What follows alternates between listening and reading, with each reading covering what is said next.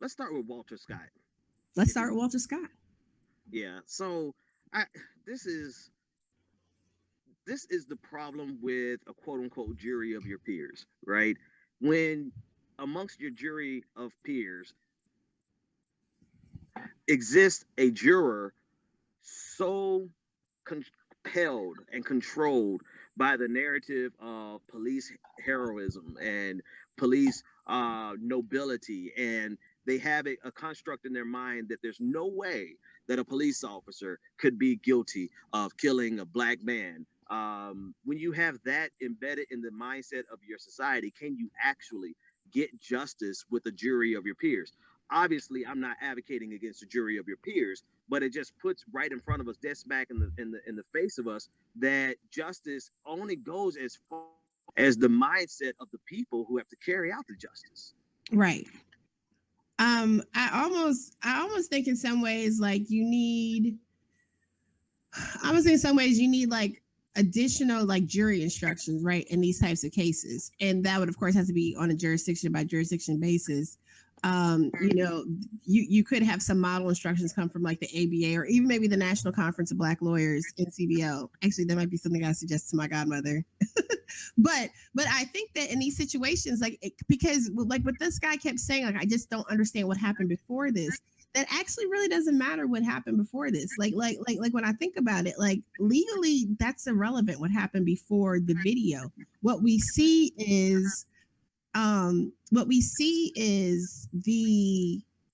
Walter Scott. We see him running away. We see, and allegedly, what they struggled for his taser or some stuff. Like that's not any reason to use deadly force, right? Like there was no rational rhyme or reason for using deadly force in the situation. So it doesn't matter.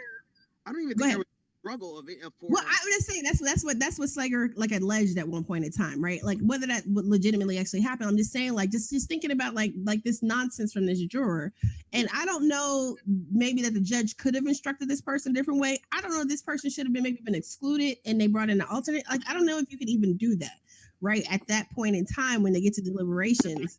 But it almost seems like you might even need a jury instruction in some of these situations where it doesn't really matter what possibly could have happened at some point in time, unless there's some reasonable argument.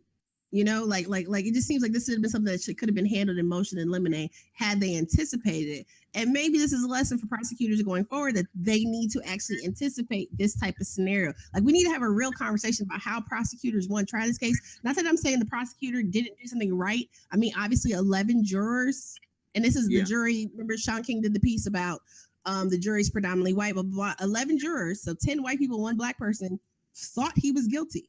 So I mean, I guess that's kind of progress. But this one holdout, and maybe there's an issue where we have states where one person can hang a jury, where juries have to be unanimous.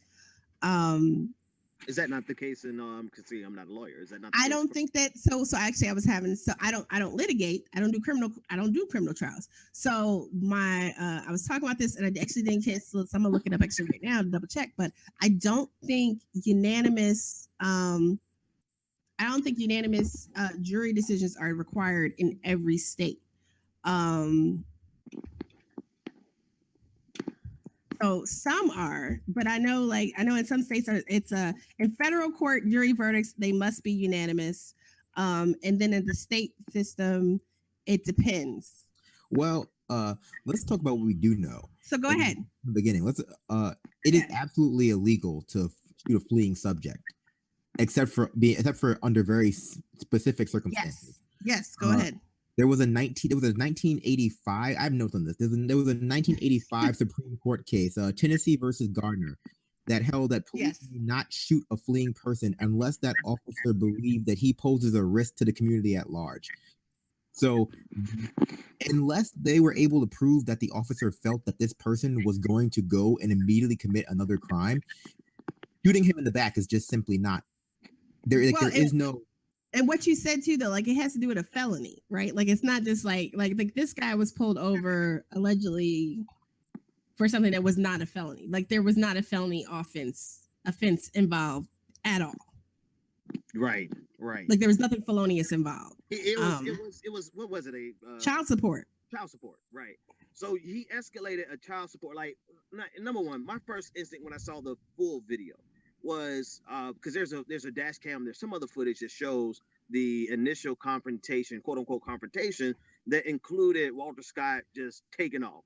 And I'm like, honestly, like, I think it would be disingenuous for us to not acknowledge this response. Like, Walter, why the hell did you run over child support? Well, But I mean, I'm not in this position. I'm not in South Carolina. Clearly, he had a reason to run because he ended up getting shot in the back. So he felt something was going to happen. But ultimately, I'm like, God. So that's how it started. But he escalated this. Slager escalated this from a child support traffic stop to a summary execution over child support.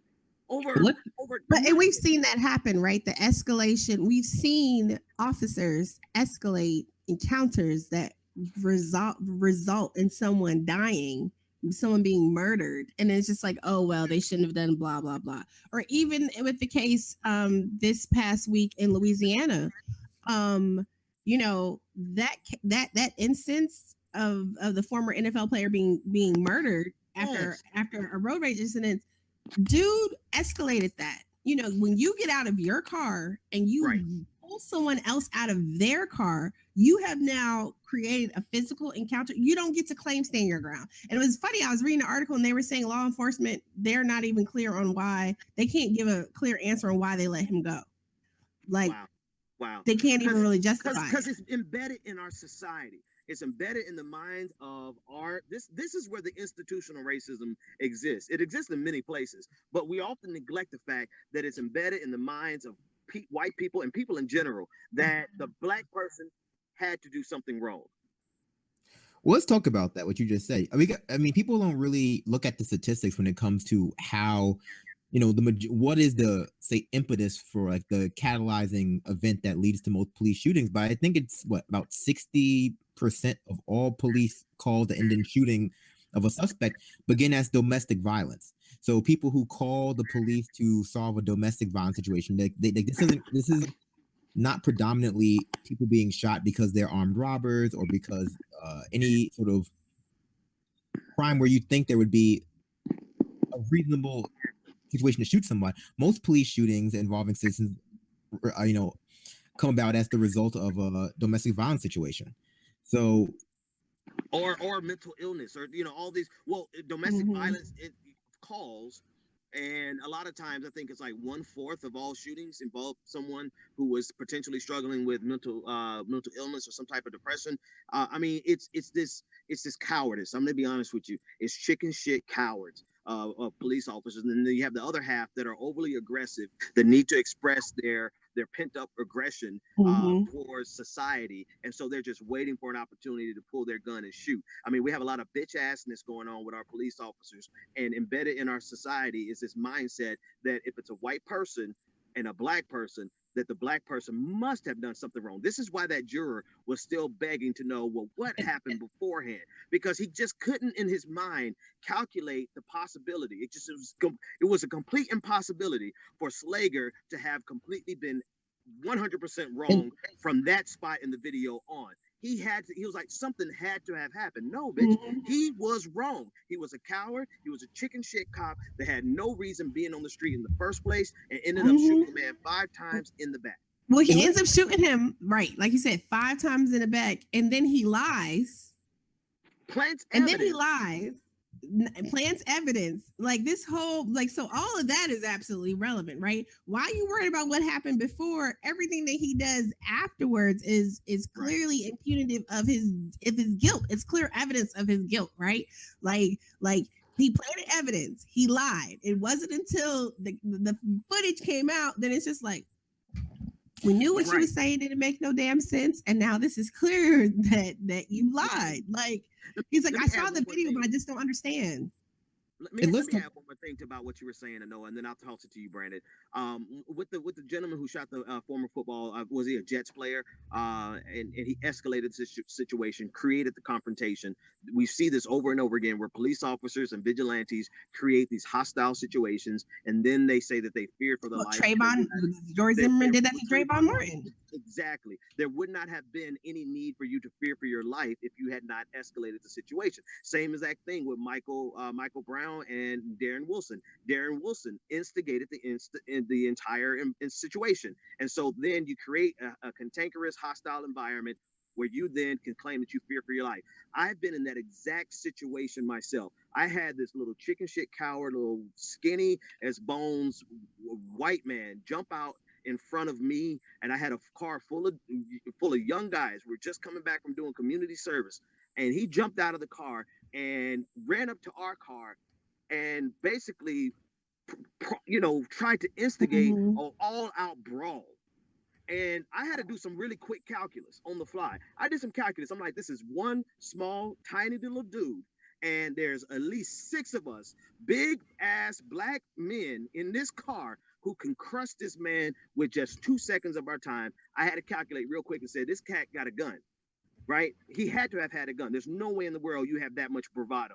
And this is one of the problems with our gun laws and the stand your ground law. It empowers cowards to go out and be vigilantes and create situations. And if we have to sit there on the fly and either surrender our humanity and our manhood or our hubris, whatever you want to call it, and take down so that we don't get into a stand your ground situation, or we give them back the same thing they give us and we end up dead.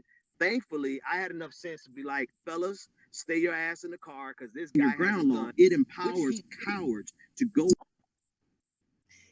Anyway, go ahead. Yeah, go ahead, Brandon. You were going to jump in there. Well, yeah, but Ben makes a really good point about guns and how they empower cowards. And the problem with that is that America as a country, I think we've seen this last election. America as a country, as a political culture, uses fear as a really big motivator in all that it does. And when you give people a tool that allows them to deal with their fear in such a violent way, they're not just going to keep that tool in their house and sort of wait for the thing they're afraid of to come to them. They're going to do what George Zimmerman did. If you tell someone there's something to be afraid of in their society that at any point in time can come, because that's what the language is, like a fear of crime translates to fear of Black people, fear of brown people. And if you tell people that there is something in their society, an inborn threat that they have to be afraid of, the super predator, they're not going to sit in their home with their guns forever. There's a certain subsection of the population who is very paranoid, who will eventually go out to confront what they're afraid of. Right. They just will. They will go out and tackle that fear head on, even if it means constructing a scenario in which it's legitimate. It's a self-fulfilling prophecy. Exactly. And they will create a scenario where they have a right to be legitimately afraid, and then they will go out there to tackle that fear. Absolutely. And I mean, just getting back to this lone juror. And again, I'm glad to see that, the statement from the prosecutor earlier today was reassuring, because she was just like, no, we're absolutely refiling charges. This is egregious, this one juror. But I still think that there might have been something. And again, I will admit, you all, I did not have time to brush up procedurally. I look forward to being able to get some more information. Hopefully I'll be able to get connected with family for the attorney for Walter Scott's family, Representative Justin Bamberg from South Carolina, to get a little bit more insight into this. So hopefully that'll be able to happen. But it's just so problematic that this person, I just can't, because judges make determination of law, and jurors make determinations of fact, and the facts relevant. Nothing happening before this and that whole fear for their life bullshit. Like, we really need to start deconstructing that in our lexicon, like on a regular basis. And this is why, if you guys remember, when we talked about the town hall that President Obama did, we talked about how problematic that was, because I don't know that person actually watched the town hall. I don't even know if this was a question during the voir dire, but in voir dire is the process of selecting a jury, if you're not familiar with that term. But like, Michael Slager's mother was invited to that forum. Michael Slager's mother almost got allowed to ask a question at that forum, except for they ran out of time and didn't get to her. Oh, you add that. This was part of when, I don't know if you guys remember when Erica Garner was going off because she didn't get to ask her question. This is what came out as a part of that. But like his mother was there. She did actually get an introduction to the president, and she almost asked a question. Like, she was in line. She got up to ask a question. She had been called on to ask a question, and then they ran out of time. So this whole election cycle, right? We saw the normalization and comparison of issues as if somehow they were the same. You had Barack Obama, you had Hillary Clinton, you've had so many people saying crap like mutual respect is an issue and convoluting things, and they need to be separate and dealt with accordingly, right? And this is why all the so woke, so-called Hillary's so great for us, we can swag surf on the White House lawn folks really dropped the ball and really messed up, because here we are, yet another cycle, yet another set of jurors. Well, at least this time we got to the jury, right? Because usually this gets disposed of. We don't even get this far. But what my problem is that we're failing the cultural war. We're failing in the conversation that needs to be happening legally. And I don't know if maybe there need to be trainings done with prosecutors to help them understand how they need to be framing these cases. Because even looking at the way they botched the Zimmerman trial, just to go back a couple of years, that was their case to win. And they lost. I mean, that was their case to lose, and they lost it. They lost it because, quite honestly, I'm watching the trial, watching the trial and stuff. The defense attorneys suck. I can't stand them. My godmom says they're actually not too bad people in real life, but the prosecutors or the defense. The defense attorney, Zimmerman's defense team. She's like, they know their stuff. But I thought they thought they sucked. But I'm also a lawyer watching something unfold, and I know what the prosecution should be doing, and I know what the defense should not be doing. And it didn't matter because you have, they didn't do what they need to do. And I see a lot of clumsiness happen with these prosecutors. So they're just not used to advocating. Go ahead. They're just not used to advocating against police officers. And I think that there needs to be a training. There needs to be a program. There needs to be something to happen. Even when we look at what happened with Marilyn Mosby, right? Like she should have been able to make something stick, and she couldn't. And not because she's a bad lawyer or anything, but go ahead. I just want to reiterate one point. Hey, I'm Steven in the background and then doing the production back here. But the biggest thing that's most obvious, and Anoa said it earlier, it may have been discussed earlier before that, is that they always use the excuse that we have to, they have to act in the moment and they're afraid for their life. The guy was running away from him. Yeah, exactly. There's nothing to. The guy was running away. It's not funny, but it's just. I'm going to jump. Go ahead, Brandon. I'm going to jump in here because we also need to talk about the other side of the coin of this, which is equally dangerous and equally egregious, and we see it a lot as well. The other side of the coin of the presumed guilt of Black people is the presumed presumed innocence of white people. Yeah, and that has also been the case, the cause of a lot of outrage within the media over the past year, and we rarely hear it, except for on the Benjamin Dixon Show, explained in tandem. If you ever wondered, like the opposite side of this is the Stanford rape case, where a white person commits a crime and it's very obvious the crime is committed, and they get a slap on the wrist, or any other case where a white person is obviously guilty of a crime, but because of their whiteness, they are given either a slap on the wrist or just let go. Yep. Simply because of their whiteness. And when you become outraged at those things, if you can understand that as injustice, you should be able to understand why this is also an injustice and how it's part of the same structural inequality, where you have people who are obviously guilty, but they get off on stuff like affluenza, and you have people who are reading a book and they're shot. Like this is just two sides of the same coin. I mean, it's like, definitely. God. Absolutely. I mean, we talk so much about criminal justice reform. I mean, we need to parse things out. And going along with the point you were just making about affluenza, I mean, just think about, going to my little little pop culture wheelhouse. I don't know how many folks watch Queen Sugar. If you don't watch it, then you should watch it just so you can understand what I'm talking about. But like part of the underlying subplot is the issue in New Orleans with the lack of, and this is actually a real issue in Louisiana, with the lack of public defender access. There's a young man who gets accused of something really minor, but he ends up in adult jail. He's a teen, actually, ends up in adult jail. He gets beat up. He doesn't have a public defender, can't afford the expensive bail. This is a real issue actually going on right now in our country. And like what you were just saying, Brandon, everyone always talks about, these different issues, but no one's actually leading the charge for like reforming our public defender system, because you have the right to an attorney if you can't afford one, but if your state can't afford to give you an attorney, you're shit out of luck.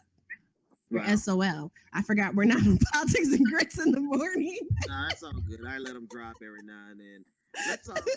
And I know you are in charge, but I just want to. No, but I mean, like, I like this conversation. I know I was talking too much. I'm sorry, guys. I'm good with monologues. No, not at all. I mean, you do talk to. No, let me stop. I do. I come by it honestly. No, but I mean, it's frustrating for me when people treat these two things as though they're disparate issues, as though. When it's really just the same thing. It's, well, you assume black people, it's because we have a dichotomy here. You assume that black people are guilty, therefore you assume white people are innocent by, just by nature. Like the burden of proof for convicting a white person of certain crimes, especially if they sort of fall into that, highly valued elite category, is so much higher than actually, let me use that as a segue. This is how you could have somebody like, let's just pull out of the air Bill Clinton or Hillary Clinton for that matter, who can skirt the system and outright fraud, everything that they did. Let's not relitigate what they did, but let's just say that there was enough in there for there to be a damn FBI investigation, yet she could still run for president of the United States. And then you have Keith Ellison, who happened to just remotely be associated with the Nation of Islam, and all of a sudden he's an anti-Semite who has to go through hurdles to prove his innocence. Meanwhile, we just lost an election because y'all ran a white woman who was hiding from the FBI an email server, right? So this goes directly to that assumption of innocence, and then especially in those highly elite circles versus the assumption of guilt for black people in general. Almost no matter what level of elitism you have, you can get that side eye of guilt and that suspicion. And I segue there because I want to talk about Hayam Saban and all those other people, but I'm not in charge tonight. Go ahead and know. No, we got about 20 more. We'll get there. We're definitely gonna get there. We started a little late, so maybe we'll go just a little bit. I know David's probably tired, but this Walter Scott thing, like I said, again, it's reassuring because so often we don't. We saw in Charlotte that there weren't charges brought in Charlotte, and coming right after Walter Scott, which they really do got to keep a tight lid on all this stuff too, because coming right after Walter Scott, we have Dylan Ruth and his crazy self. And I don't know if everyone saw the news with him. So he was going to represent himself as of last week. Now all of a sudden he realizes he kind of needs defense counsel. So now he's back to being represented again. That's going to be interesting little saga there.